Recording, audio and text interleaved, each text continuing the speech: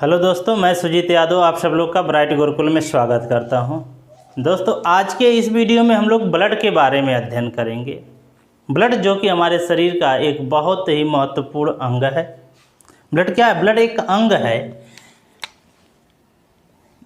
Blood के बारे में अध्ययन किया जाएगा। ब्लड होता क्या है? ब्लड का अध्ययन, मान लीजिए आप ब्लड का अध्ययन कर रहे हैं तो ब्लड के अध्ययन को क्या कहा जाता है?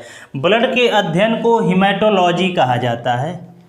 ब्लड के अध्ययन को क्या कहा जाता है? हीमेटोलॉजी कहा जाता है। हीमेटोलॉजी कहा जाता है। जैसे ब्लड से रिलेटेड अगर किसी भी प्रकार का बीमारी हो जाता है तो ब्लड की बीमारी की जांच या दवा कराने के लिए हम जिस डॉक्टर के पास जाते हैं उसको हीमेटोलॉजिस्ट कहा जाता है। ब्लड के डॉक्टर को क्या कहा जाता है? हीमेटोलॉजिस्ट कहा जाता है। डॉक्टर को हीमेटोलॉजिस्ट कहा जाता है।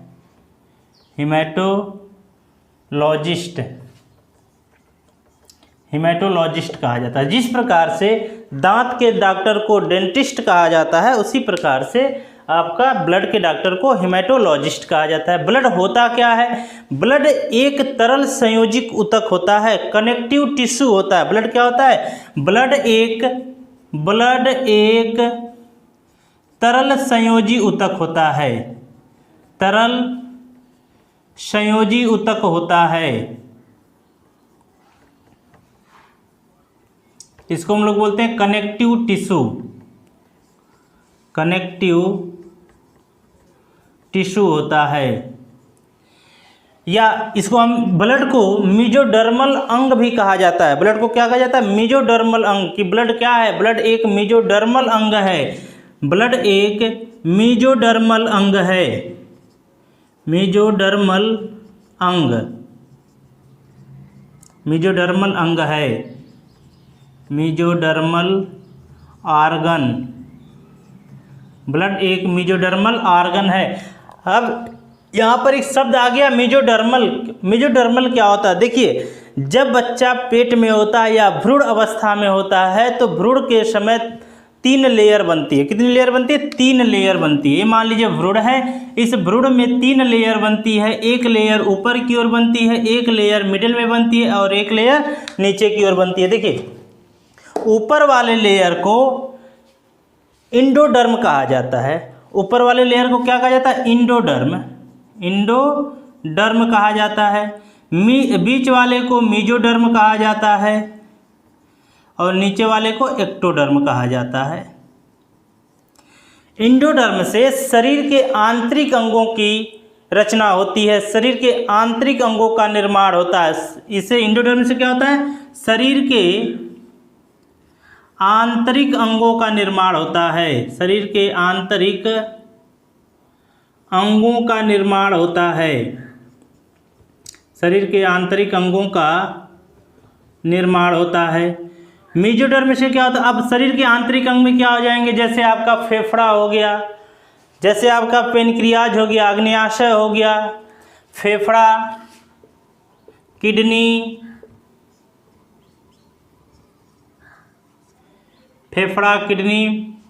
पेनक्रियाज या अग्न्याशय, मतलब शरीर के अंदर के जितने भी अंग हैं उन सबका निर्माण भ्रूण के इंडोडर्म वाले हिस्से से होता है और मेसोडर्म वाले हिस्से से आपके हार्ट की मांसपेशियां जो होती हैं उसका निर्माण होता है और ब्लड का निर्माण होता है। यहाँ से किसका निर्माण होता है? ब्लड का निर्माण होता है और हृदयिक पेशियों का निर्माण होता है। किसका होता है? हृदयिक पेशियों का निर्माण होता है। हार्ट मसल्स का निर्माण होता है। देखिए, ब्लड का निर्माण कहाँ से होता है? मेसोडर्म से होता है। इसीलिए ब्लड को मेसोडर्मल ऑर्गन कहा जाता है। इसलिए ब्लड को क्या कहा जाता है? मेसोडर्मल ऑर्गन कहा जाता है। और एक्टोडर्म से, भ्रूण के तीसरे परत से शरीर के बाह्य अंगों का निर्माण होता है। किसका होता है? इससे शरीर के बाह्य अंगों का निर्माण होता है। बाह्य अंगों का निर्माण कहाँ से होता है? एक्टोडर्म से होता है। जैसे आपका स्किन हो गया, स्किन का निर्माण कहाँ से होता है? एक्टोडर्म से होता है। तो यह तो हो गया आपका कि मेसोडर्मल ऑर्गन है हमारा। कौन? ब्लड का निर्माण जब वयस्क अवस्था में आ जाते हैं या भ्रूण से जब विकास हो जाता है, विकसित अवस्था में आ जाता है, तब ब्लड का निर्माण कहाँ पर होता है? अगर हम ब्लड का निर्माण की बात करें तो हम लोगों में जो ब्लड का निर्माण होता है वह अस्थि मज्जा में होता है। अर्थात हम क्या कहेंगे, वयस्कों में ब्लड का निर्माण कहाँ होता है? अस्थि मज्जा में होता है। ब्लड का निर्माण कहाँ पर होता है? अस्थि मज्जा में होता है, जिसको हम लोग बोर्न मैरो कहा जाता है। बोर्न मैरो में ब्लड का निर्माण होता है।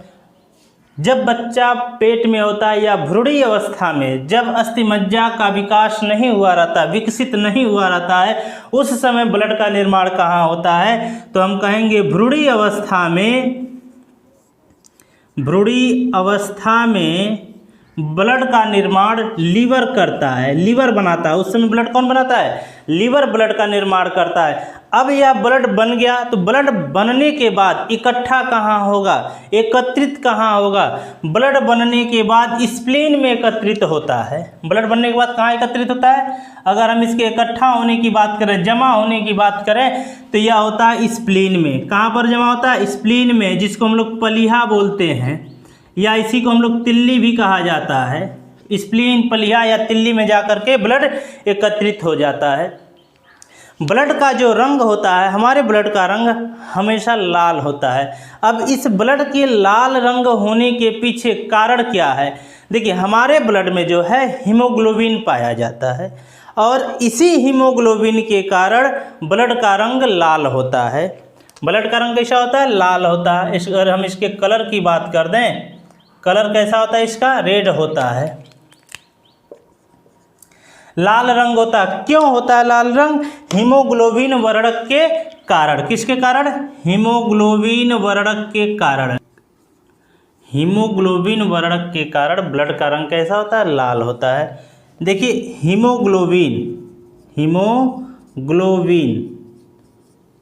हीमोग्लोबिन का अगर संधि विच्छेद किया जाए तो यहाँ से बनेगा हीमो और दूसरा बनेगा ग्लोबिन। देखिए, हीमो का मतलब होता है आयरन। हीमो का मतलब क्या होता है? आयरन। और ग्लोबिन क्या? एक प्रोटीन है। ग्लोबिन क्या है? एक प्रोटीन है। मतलब क्या हुआ? हमारे शरीर में, हमारे ब्लड में आयरन पाया जाता है। ब्लड में क्या पाया जाता है? ब्लड में आयरन पाया जाता है।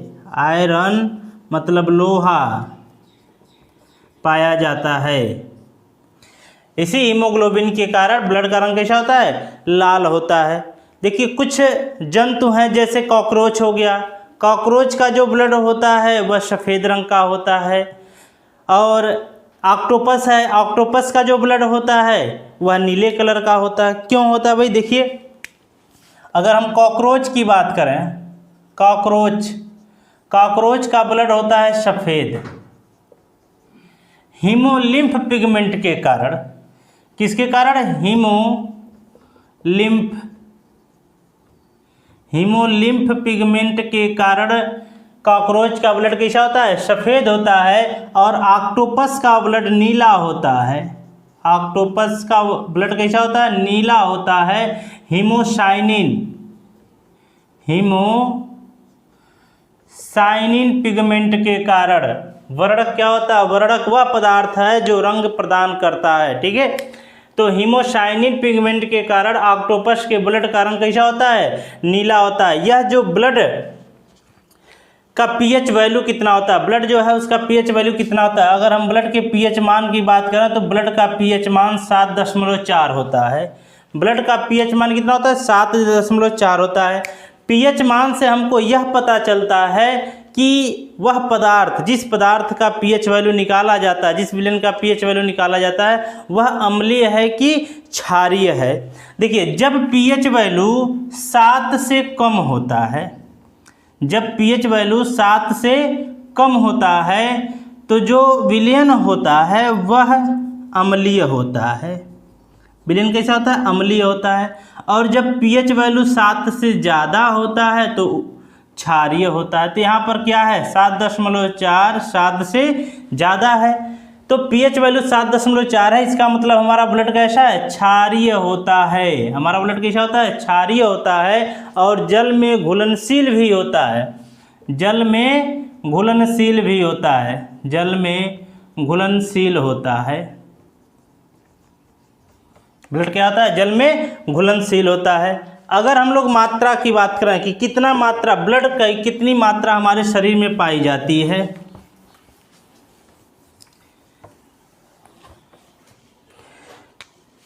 मात्रा कितना ब्लड पाया जाता है शरीर में। अगर हम मेल की बात करें तो पुरुष की बात करें, पुरुष में लगभग 5 से 6 लीटर ब्लड पाया जाता है।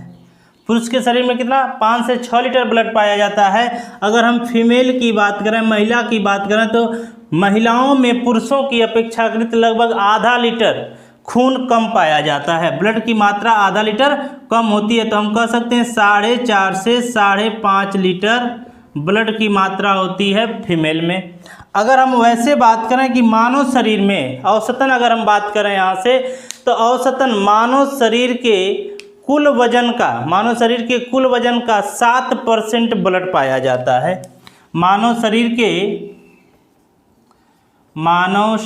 के कुल वजन का 7%, कुल वजन का 7% ब्लड पाया जाता है। तो ये हो गया ब्लड की मात्रा। अगर हम ह्यूमन बॉडी में हीमोग्लोबिन की मात्रा की बात करें, हीमोग्लोबिन कितना पाया जाता है?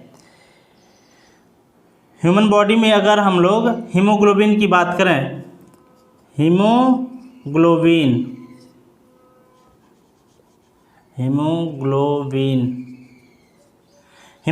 की बात करें तो देखिए, अगर हम मेल की बात करते हैं, मेल के 100 ml ब्लड में, मेल के 100 ml ब्लड में लगभग 14 से 17 ग्राम हीमोग्लोबिन होता है। 14 से 17 ग्राम हीमोग्लोबिन होता है प्रति 100 ml ब्लड में। अगर हम फीमेल की बात करेंगे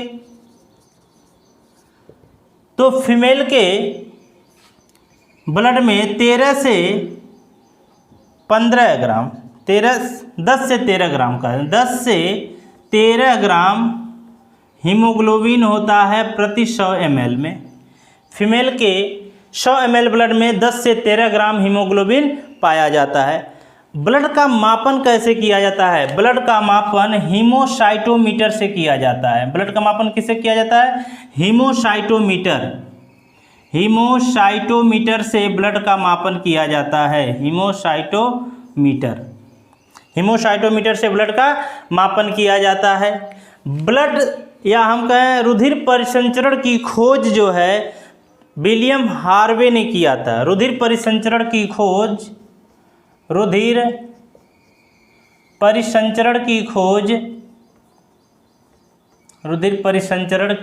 विलियम हार्वे ने किया था। रुधिर परिसंचरण की खोज विलियम हार्वे ने किया था। विलियम हार्वे ने रुधिर परिसंचरण की खोज किया था। अब हम लोग इसमें देखेंगे ब्लड का कंपोजिशन, ब्लड का संगठन कैसे है। ब्लड का संगठन अगर हम लोग इसमें देखा जाए, देखिए भाई, ब्लड मुख्यतः 2 भागों में बटा होता है आपका। एक होता है तरल पदार्थ। ब्लड का पहला हिस्सा क्या होता है? तरल पदार्थ, इसको हम लोग लिक्विड पार्ट बोलते हैं। और दूसरा होता है सॉलिड पार्ट या ठोस पदार्थ। ठीक है। तरल पदार्थ, जो हमारे ब्लड का तरल पदार्थ होता है वह कुल ब्लड का 55% भाग होता है। कुल ब्लड का कितना होता है? 55% भाग तरल पदार्थ होता है और 45% भाग ठोस पदार्थ होता है। 45% भाग क्या होता है? ठोस पदार्थ होता है। देखिए, तरल पदार्थ में प्लाज्मा आ जाता है। तरल पदार्थ को हम लोग क्या कहेंगे? प्लाज्मा। तरल पदार्थ में प्लाज्मा आ जाता है, अर्थात ब्लड में प्लाज्मा की मात्रा कितनी होती है? 55% होती है। ठोस पदार्थों को 3 भागों में बांटा गया, या ठोस पदार्थ 3 प्रकार के पाए जाते हैं। एक होता है आरबीसी, एक होता है डब्ल्यूबीसी और तीसरा होता है प्लेटलेट्स। ये 3 भाग होते हैं। आरबीसी को हम लोग क्या कहते हैं? रेड ब्लड कॉर्पोसल्स या red blood cells. WBC white blood corpuscles और प्लेटलेट्स, यह 3 प्रकार के होते हैं। देखिए, अगर हम यहाँ से तरल पदार्थ प्लाज्मा की बात करें, प्लाज्मा कितना होता है 55% प्लाज्मा होता है, और ठोस पदार्थ कितना होता है 45% होता है। अगर हम इनकी मात्राओं की बात करें कितना पाया जाता है, क्वांटिटी के आधार पर बात किया जाए तो सबसे अधिक आरबीसी पाया जाता है। क्वांटिटी के मैटर में अगर हम बात करें तो सबसे अधिक क्या होता है, सबसे अधिक आरबीसी होता है। उसके बाद प्लेटलेट्स होता है, उसके बाद क्या होता है प्लेटलेट्स होता है, प्लेटलेट्स होता है। उसके बाद डब्ल्यूबीसी होता है। किसकी बात हो रही है, एक क्वांटिटी की बात हो रही है, संख्या की बात हो रही है। यह जो है आरबीसी को अगर हम बात करें, आरबीसी आपका मिलियन में पाया जाता है। आरबीसी किस में पाया जाता है, मिलियन में पाया जाता है। प्लेटलेट्स आपका लाख में पाया जाता है, और डब्ल्यूबीसी 1000 में पाया जाता है। तो यह तो हो गया आपका काउंटिंग के आधार पर ब्लड में कौन कितना ज़्यादा होता है। अगर हम इनके आकार की बात करें, साइज की बात करें, साइज में सबसे बड़ा डब्ल्यूबीसी होता है, सबसे बड़ा डब्ल्यूबीसी का आकार सबसे बड़ा होता है। उसके बाद प्लेटलेट्स होता है, और सबसे छोटा आरबीसी होता है। जो संख्या में जितना ज़्यादा है उसकी साइज उतनी ही छोटी है, जो संख्या में जितना कम है उसकी साइज उतना ही बड़ी है। तो डब्ल्यूबीसी की जो साइज होगी वो क्या होगी, सबसे बड़ी होगी। उसके बाद प्लेटलेट्स होगा, और उसके बाद आरबीसी आरबीसी का आकार क्या होता है, सबसे छोटा होता है। अब हम लोग इसमें अध्ययन करेंगे प्लाज्मा की, कि प्लाज्मा क्या होता है। देखिए अब इसमें हम लोग प्लाज्मा देखते हैं कि प्लाज्मा क्या होता है। प्लाज्मा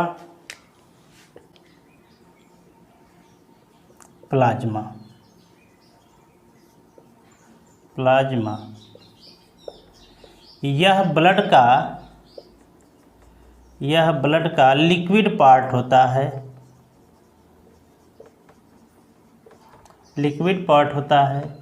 यह कुल ब्लड का 55% भाग होता है, 55% भाग होता है। यह कुल ब्लड का 55% भाग होता है। अगर हम इसके कलर की बात करें तो यह हल्का पीला रंग का होता है। प्लाज्मा कैसा होता है, अगर हम प्लाज्मा के कलर की बात करें, इसका कलर होता है हल्का पीला रंग होता है। अब हल्का पीला रंग होने के पीछे किस पिगमेंट का योगदान है, किस पिगमेंट के कारण इसका रंग हल्का पीला होता है, तो बिलीरुबिन पिगमेंट के कारण, बिलीरुबिन वर्णक के कारण, बिलीरुबिन वर्णक के कारण इसका रंग कैसा होता है, हल्का पीला होता है। बिलीरुबिन वर्णक जो है, या बिलीरुबिन वर्णक कहाँ से मिलता है, लिवर से प्राप्त होता है। लिवर से दो प्रकार के वर्णक निकलते हैं। एक बिलीरुबिन निकलता है, बिलीरुबिन जिसके कारण प्लाज्मा का रंग हल्का पीला होता है, और एक बिलीवर्डिन निकलता है। इस बिलीवर्डिन पिगमेंट के कारण आपके पित्त का रंग हरा होता है। पाचन में हमने आपको बताया है पित्त का कलर कैसा होता है, हरा होता है। इस हरा रंग को कौन प्रदान करता है, बिलीवर्डिन पिगमेंट प्रदान करता है। तो इसका कलर कैसा हो गया, हल्का पीला रंग हो गया, किसके कारण, बिलीरुबिन वर्णक के कारण। इसमें देखिए इसका काम क्या है, कार्य क्या है, प्लाज्मा का काम क्या होता है। प्लाज्मा जो है CO2 हार्मोन्स और अपशिष्ट पदार्थों को ले जाने का कार्य करता है। प्लाज्मा क्या करता है, CO2 कार्बन डाइऑक्साइड हार्मोन्स और अपशिष्ट पदार्थों को ले जाने का कार्य करता है,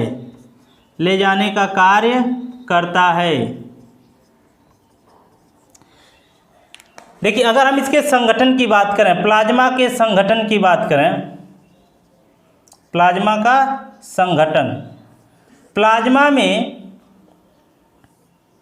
90% पानी होता है। प्लाज्मा में 90% क्या होता है, पानी होता है।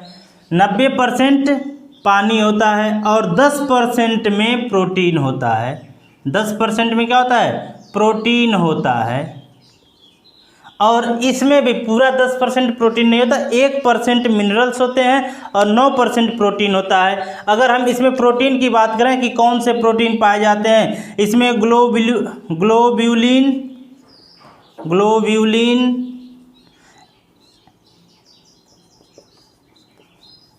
एल्ब्यूमिन, फाइब्रिनोजन प्रोटीन पाया जाता है, फाइब्रिनोजन प्रोटीन पाया जाता है। इसमें यह 3 प्रोटीन पाए जाते हैं। निर्माण इसका प्लाज्मा में ही होता है, लेकिन कहाँ पर, यकृत में इसका निर्माण प्लाज्मा में ग्लोब्यूलिन, एल्ब्यूमिन और फाइब्रिनोजन प्रोटीन का निर्माण होता है। ये सभी प्रोटीन का काम क्या होता है, रुधिर का थक्का जमाना, जिसमें से मुख्य रूप से फाइब्रिनोजन प्रोटीन का काम क्या होता है, रुधिर का थक्का जमाता है। फाइब्रिनोजन प्रोटीन रुधिर का थक्का जमाने में सहायक होता है। फाइब्रिनोजन प्रोटीन रुधिर का थक्का जमाता है, रुधिर का थक्का जमाता है। और रुधिर का थक्का जमने में 3 से 4 मिनट लगता है। रुधिर का थक्का जमने में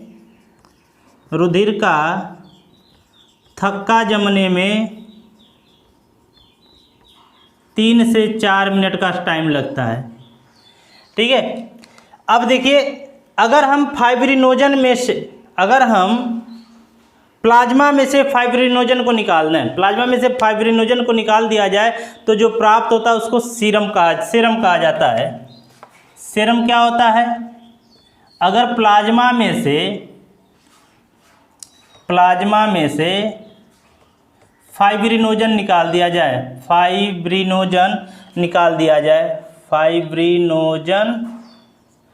अगर प्लाज्मा में से फाइब्रिनोजन निकाल दिया जाए तो जो प्राप्त होता है उसी को क्या कहा जाता है, सीरम कहा जाता है। इस प्रकार से हम लोगों ने प्लाज्मा के बारे में अध्ययन कर लिया। अब इसके अगले वीडियो में हम लोग आरबीसी, डब्ल्यूबीसी और प्लेटलेट्स के बारे में अध्ययन किया जाएगा।